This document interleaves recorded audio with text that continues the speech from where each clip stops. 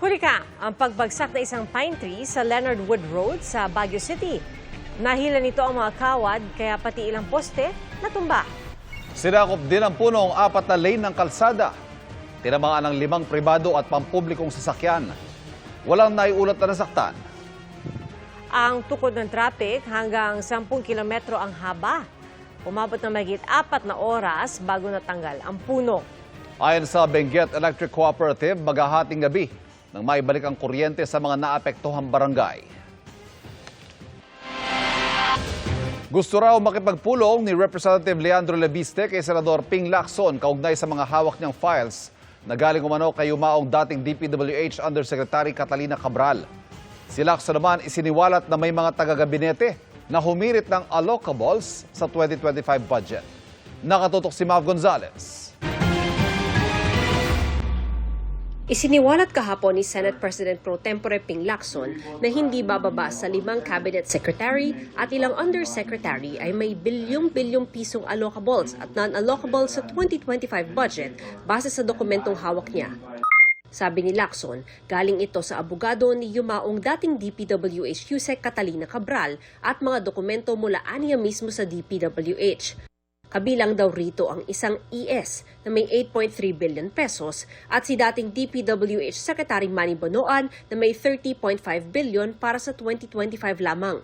Sinusubukan namin kunan ng pahayag si Bonoan kaugnay nito. Sabi ni Lacson, ang allocable ay patungkol sa mga mambabatas na nanghihingi ng proyekto. Kaya tanong ni Lacson, bakit nagkaroon nito ang mga cabinet secretary? Base rin daw sa pahayag ni dating DPWH Yusek Roberto Bernardo, bukod kay Bonoan ay naghatid din siya ng kickback sa isa pang miyembro ng gabinete. Dagdag ni Lacson, meron ding bilyong-bilyong pisong halaga ng allocable para sa House leadership at sa ilang party list group. Maaari raw ipa-authenticate ang mga dokumentong ito sa Department of Budget and Management o sa DPWH mismo. Pagkatapos, pwede rin aniyang ipatawag ng Senate Blue Ribbon Committee ang mga cabinet secretary. Nang tanungin si Batangas 1st District Representative Leandro Leviste kung may mga cabinet officials sa listahang hawak niya, sagot niya may mga acronym siyang nakita. Isang acronym po na kasali doon ay SAP. Hindi ko po masasabi sino si SAP, pero nandun po sa 8 billion pesos of projects si SAP. Hindi lang po yung listahang ito ang nakalap ko. Meron din po akong iba pang mga listahan ng mga insertions. At ayon din po sa ibang mga nakalap kong mga ebidensya, lumabas din po doon ang acronym SAP. Kanina nagpost si Leviste ng kanyang email sa DPWH noong October 1 nang mag-request siya ng DPWH budget kada legislative district. Pati ang sagot sa kanya ng DPWH noong namang October 20. Kalakip ng email ng DPWH ang ilang dokumento. Kabilang ang isang liham na may pirma mismo ni DPWH Secretary Vince Dizon. Sabi ni Leviste, binigyan niya ng ilang araw ang DPWH para i-authenticate ang mga dokumentong in-upload niya sa Facebook. Never ni Sec Vince sinabi na hindi tunay ang aking mga dokumento. Ang sinabi lang niya, hindi pa niya napatunayan. Hindi po na-authenticate. Opo, okay. Kasi baka nasa abroad siya. Sinabi sa akin ni Sec Vince noong September na isa sa publiko niya ito. Sinusubukan namin kunan ng pahayag si Dizon kaugnay sa mga bagong pahayag ni Leviste. Pero nauna na niyang sinabi na wala siyang ino-authenticate na anumang dokumento. Hindi rin daw malinaw kay Dizon kung ano ang mga nakuhang dokumento ni Leviste.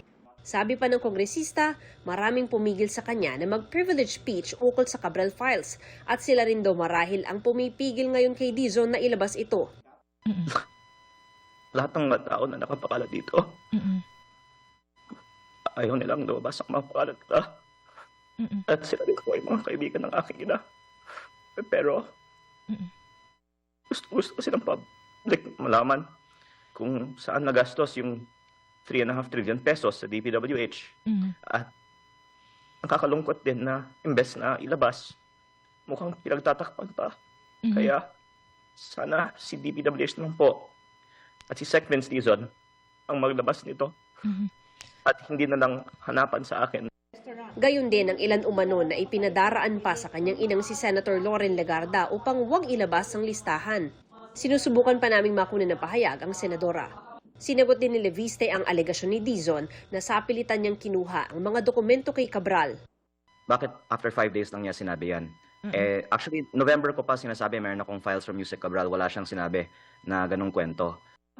Sabi ni Palace Press Officer Yusek Claire Castro, dapat imbestigahan kung paano nakuha ang Cabral files. Lumalabas kung sa staff nang galing, mukhang hindi galing kay Yusek Cabral. Kasi sa staff kung katotohanan lang din naman ang gusto natin, agad-agad mo nang ipakita. Yusek Claire Castro will make a fool of herself because everything that I'm saying can be verified even by publicly available data. Kaya ang sinasabi niyo po ay tama. Ang dapat mangyari dito ay hindi natin pagtakpan ang mga proyekto na pinapropose ng mga mababatas. Para sa GMA Integrated News, Mav Gonzalez, nakatutok, 24 oras. Nilinaw ni dating Executive Secretary Lucas Bersamin na wala siya anumang hiniling, inendorso o inaprubahang DPWH project o budget allocation. Walang binanggit na pangalan si Senator Ping Lacson pero binanggit niyang may initials na ES sa listahan. Ikinagalit ni Bersamin ang anyay insinuation o paratang na siya ang tinutukoy na ES sa Cabral files. Itinanggi rin niya na may inutusan siya na gamitin ang kanyang pangalan para sa anumang layunin. Busisiin daw sana ng mabuti ang Cabral files. Mailantad ang sinumang nasa likod ng anyay manipulasyon ng budget. Handa raw makipagtulungan si Bersamin sa anumang investigasyon kaugnay nito. Sabi naman ni Palace Press Officer Undersecretary Claire Castro, kahit parang may sangkot ng mga cabinet members, ipagpapatuloy lang ang pag-iimbestiga para matuntun ang tutuan niyang may sala. At kung sino man anya ang may sapat na ebidensya, maaari itong magsumite sa ICI o magsampa ng kaso.